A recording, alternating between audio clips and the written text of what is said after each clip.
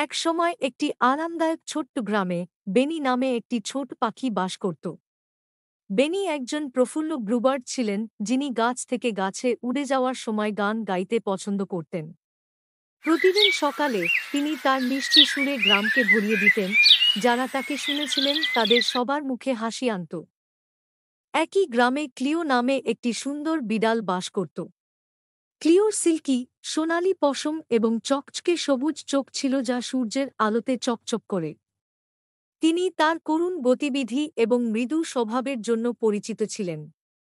Clio বাগানটি অন্বেষণ করতে পছন্দ করতেন, যেখানে তিনি উষ্ণ রোদে শুয়ে থাকতেন এবং প্রজাপতিদের নাচ দেখতেন।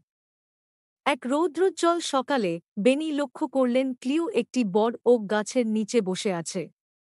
কৌতূহলী, তিনি নিচে উড়ে এসে তার উপরে একটি ডালে বসলেন। হ্যালো ক্লিও, কিচিরমিচির করে বেনি। এটি একটি সুন্দর দিন না? ক্লিও মুখ তুলে হাসল। হ্যালো, বেনি। এটি সত্যিই একটি সুন্দর দিন। আপনার গান এটিকে আরও সুন্দর করে তোলে। বেনি আনন্দে ডানা ঝাঁকাল। ধন্যবাদ ক্লিও। আমার একটা আইডিয়া আছে। কেন আমরা একসাথে একটা অ্যাডভেঞ্চারে যাব না? ক্লিওর চোখ উত্তেজনায় চকচক করে উঠল। আমি এটা পছন্দ করব। আমরা কোথায় যাব? দুই নতুন বন্ধু গ্রামের বাইরে তৃণভূমি অন্বেষণ করার সিদ্ধান্ত নিয়েছে। বেনি ক্লিওকে রঙিন বন্য ফুল এবং লম্বা ঘাসের মধ্য দিয়ে পথ দেখিয়ে এগিয়ে চলে গেল।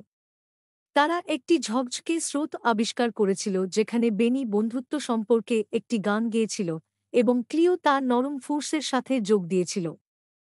সূর্য ডুবতে শুরু করার সাথে সাথে আকাশকে গোলাপি এবং কমলা রঙে আঁকতে শুরু করে বেনি এবং ক্লিও বাড়ি ফিরে তাদের হৃদয় আনন্দে পূর্ণ। তারা জানত যে তারা একটি বিশেষ বন্ধুত্ব পেয়েছে, যা চিরকাল স্থায়ী হবে।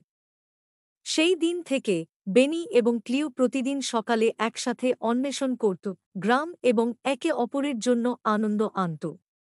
তাদের দুঃসাহসিক কাজগুলি শহরের আলোচনায় পরিণত হয়েছিল এবং তাদের বন্ধুত্ব একটি লালিত গল্প।